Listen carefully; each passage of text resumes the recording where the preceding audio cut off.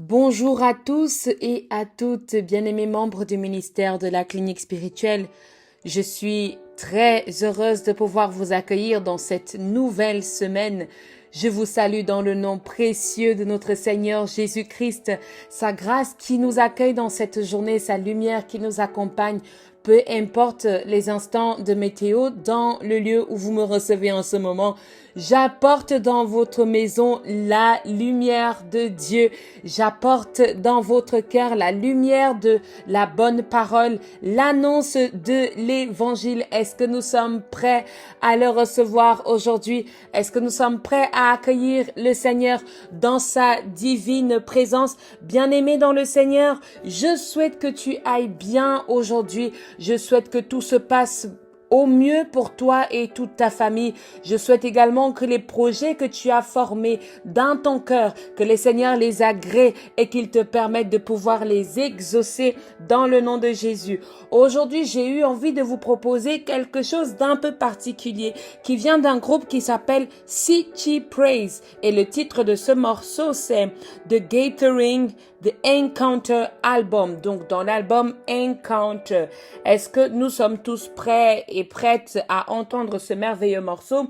Je vous souhaite à tous et à toutes une excellente écoute et à tout à l'heure pour la suite du Keren spirituel.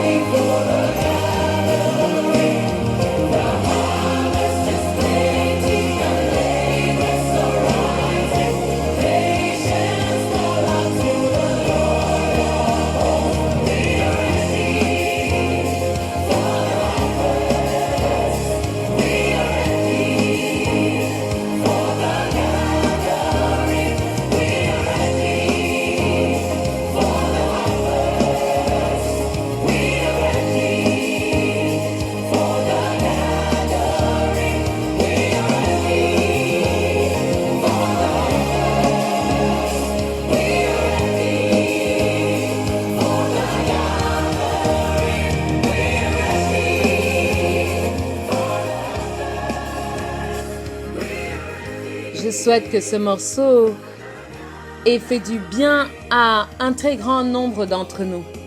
Est-ce que quelqu'un sait ce que veut dire gathering? Bien-aimé dans le Seigneur, ce mot d'origine anglaise, veut dire en français le rassemblement. The gathering veut dire le rassemblement. Alors, est-ce que tu es prêt? Est-ce que tu es prête pour que nous nous rassemblions aussi encore aujourd'hui autour du Keren spirituel? Si tu l'es, bien-aimé dans le Seigneur, nous allons prier. Seigneur notre Dieu, nous te rendons grâce, nous te bénissons, nous te disons infiniment merci de nous rassembler encore autour de ta parole aujourd'hui. Nous prions ton Esprit Saint de prendre le contrôle de toutes choses, le contrôle de ce programme du Keren spirituel afin qu'il puisse faire du bien à toutes les personnes qui en ont besoin de part et d'autre dans le monde. Merci pour toutes ces personnes qui nous suivent, qui nous écoutent, qui nous partagent leurs ressentis, leurs expériences et leurs témoignages chaque jour. Merci d'être avec nous, Père. Donne-nous d'être également continuellement avec toi dans le nom de Jésus. Alléluia. Amen, amen, amen.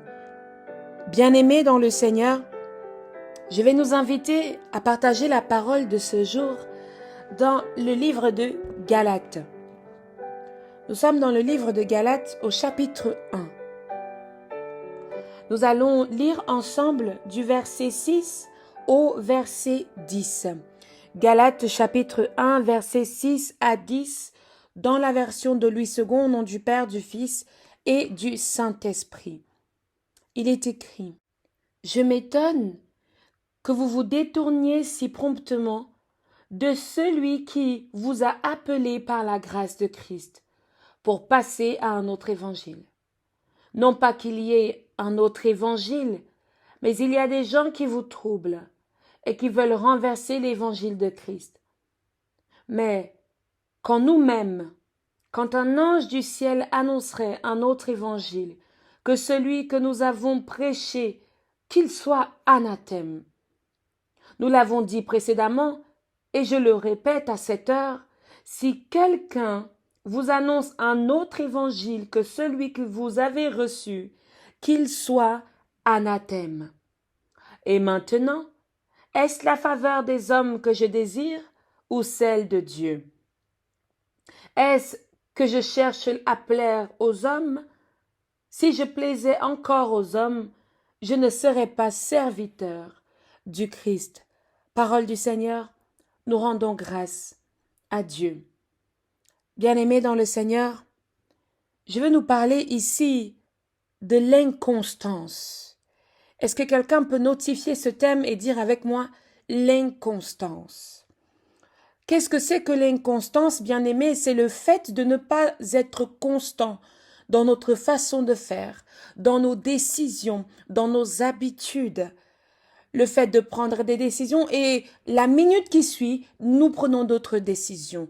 Nous fuyons parfois cette constance pour entrer dans l'inconstance. Alléluia. Eh bien, ça aussi, ça existe chez bon nombre de croyants, bon nombre d'hommes et de femmes de foi, être dans l'inconstance. Et voici, aujourd'hui, Paul va s'adresser aux Galates, dans l'épître aux Galates, en leur parlant dans ce sens où il ne comprend pas. Il dit: « Je m'étonne que vous vous détourniez si promptement de celui qui vous a appelé. » Je m'étonne que ce soit aussi facile de vous détourner de celui qui vous a appelé. Et il ne vous a pas appelé parce que vous êtes trop bon, parce que vous êtes trop juste, mais il vous a appelé par la grâce du Christ. Alléluia. Bien-aimés dans le Seigneur, il y a beaucoup de choses qui sont offertes aux chrétiens, mises à la disposition du chrétien, mises près du chrétien pour que l'homme ou la femme de foi puisse vivre dans la grâce de Dieu. Mais Paul va s'étonner dans l'épître aux Galates de dire: mais qu'est-ce que c'est que cette histoire où vous vous laissez facilement convaincre, où vous vous laissez facilement détourner? On peut croire que c'est quelque chose qui concerne uniquement Galates ou les Galatiens, mais ça concerne même des personnes d'aujourd'hui. de l'ère d'aujourd'hui, des années d'aujourd'hui, du temps d'aujourd'hui, où aujourd'hui vous suivez un pasteur et demain, en un claquement de doigts, vous suivez un autre pasteur parce qu'il aura vendu quelque chose d'une meilleure façon peut-être. Parce que certains se disent que la spiritualité, la grâce ou la présence de l'Esprit Saint sont des choses qui se vendent. Alors des fois on l'agite un peu comme ça pour nous mettre des paillettes aux yeux et tout à coup nous changeons. Nous oublions nos habitudes. Nous oublions notre constance et nous entrons dans l'inconstance qui va choquer l'apôtre Paul et qui choque parfois certains qui vous accompagnent dans votre église, qui choque parfois certains bergers qui sont avec vous lors des moments de difficulté, lors des moments de jeûne, lors des moments de prière. Mais quand il faut se réjouir, vous l'oubliez parfois. Vous le mettez de côté parfois. Paul va dire, mais je n'en crois pas mes yeux, comme on dirait aujourd'hui. Je n'y crois pas. Alors il va continuer que, alors ce n'est pas de votre propre force, mais c'est par la grâce qui a été donnée par le Christ que vous avez été appelés. N'est-ce pas? Et maintenant il va nous dire dans le verset 7, non pas qu'il y ait un autre évangile, mais il y a des gens qui vous troublent et qui veulent renverser l'évangile de Christ. Paul défend sa mission. Paul défend sa foi. Il défend sa constance. Constance que vous ne défendez pas, mais que lui veut maintenir, il veut continuer à alimenter en chacun de nous. L'esprit de constance. Ça fait partie de la foi, d'avoir la ferme assurance, de se dire que ce n'est peut-être pas maintenant, mais ce sera demain. L'Éternel va agir. J'y crois. Et Paul, dans ces quelques versets que nous avons partagés en lecture tout à l'heure, veut tirer quelque part une sonnette d'alarme pour nous dire, mais revenons à la constance dans notre foi. Nous sommes parfois trop vacillants, écoutons la faiblesse de notre chair, nous laissons aller à un repos infini, soi-disant que nous sommes fatigués. La prière n'est pas obligatoire, ce n'est pas obligé d'aller à l'église. Bien sûr, personne ne vous oblige à aller à l'église, personne ne vous oblige à prier. Mais la constance finit toujours par envoyer le clou dans le bois. Alléluia! Que cette constance soit forte ou que le coup de marteau soit léger, la constance finit toujours par envoyer le clou dans le bois. Bien-aimés dans le Seigneur, Paul est en train d'attirer notre attention vers les différentes choses qui troublent notre esprit, vers les différentes choses qui troublent notre pensée, qui nous amènent à nous éloigner de Dieu et à entrer dans l'inconstance, à mener une vie en dents de scie. Tantôt nous allons bien, tantôt nous allons plus bien, nous entrons dans la dépression et nous faisons tout pour remonter la colline pour aussitôt la descendre. Bien-aimé dans le Seigneur, je veux t'appeler à chasser toi-même cette inconstance. Alors il va continuer, il va dire, mais quand nous-mêmes, quand un ange du ciel annoncerait un autre évangile que celui-ci, ou que celui que nous avons, n'est-ce pas, appris, qu'il soit anathème. Est-ce que certains d'entre nous savent ce que veut dire anathème? Bien-aimé, anathème est un terme utilisé par les églises catholiques ou orthodoxes pour parler de sentence d'excommunication. Donc quand on dit que quelqu'un est anathème, c'est que quelqu'un a été, sa sentence a été prononcée, qu'il va être ou est donc excommunié. Une pratique qui se fait beaucoup dans l'Église catholique. Bien-aimés dans le Seigneur, je veux encore attirer votre attention sur ce qui a fait mon appel, qui a confirmé mon appel et qui est venu soutenir tout ce que je peux penser dans le domaine spirituel. Il est écrit dans Galates chapitre 1, verset 10, « Et maintenant, est-ce la faveur des hommes que je désire ou celle de Dieu? Est-ce que je cherche à plaire aux hommes? Si je plaisais encore aux hommes, je ne serais pas serviteur de Christ. » Alléluia. Bien-aimés dans le Seigneur, lorsque je vous ai dit que ce verset est un verset qui m'a conduit beaucoup, j'ai reçu ce verset par un serviteur de Dieu dans mes rêves, et ce serviteur me demandait, mais va chercher pourquoi on sert Dieu et non les hommes. Une grande question, une grande problématique, un appel à trouver une réponse. Et encore aujourd'hui, bien-aimés dans le Seigneur, notre constance fait notre fidélité en Dieu, en ce que nous avons foi. Ta constance fait ta fidélité en ce en quoi tu as foi. Si tu as foi en Dieu, comme moi, comme beaucoup de membres du ministère de la clinique spirituelle, alors je t'invite à combattre aujourd'hui l'inconstance, la vie en dents de scie, que ta vie ne soit plus des pics de haut en bas, mais que ce soit peut-être maintenant des vagues douces, légères, qui nous amèneraient à vivre dans un monde plein de sérénité et de constance. Alléluia. Amen, amen, amen. Bien-aimé dans le Seigneur, je suis ravie d'avoir partagé avec toi le Keren de ce jour et j'espère que celui-ci t'a donné suffisamment d'éléments dont tu avais besoin pour pouvoir continuer, pour pouvoir avancer, pour pouvoir évoluer dans ta vie d'homme et femme de foi. Je vais prier avec toi si tu le veux bien, ensuite te souhaiter une excellente semaine. Seigneur notre Dieu, nous te bénissons, nous te rendons des actions de grâce, nous prions à ce que cette parole, Seigneur, ne passe pas inaperçue dans les oreilles de ton fils ou de ta fille. Nous prions que cette parole soit déposée dans le cœur de tes enfants et qu'elle puisse donner un véritable fruit, consommable par tous ceux-là qui sont autour de nous, Seigneur. Que nous soyons cette lumière du monde, une véritable lumière, pas une lumière de bouche uniquement, mais une lumière d'exemple, dans le nom précieux et agissant de notre Seigneur Jésus-Christ, que nous prions pour tout le peuple du ministère de la clinique spirituelle qui reçoit ce Keren d'aujourd'hui, que nous prions pour tous les hommes et toutes les femmes qui sont dans le besoin, qui sont dans la recherche, qui sont, Seigneur, dans le chemin que tu leur as prédestiné.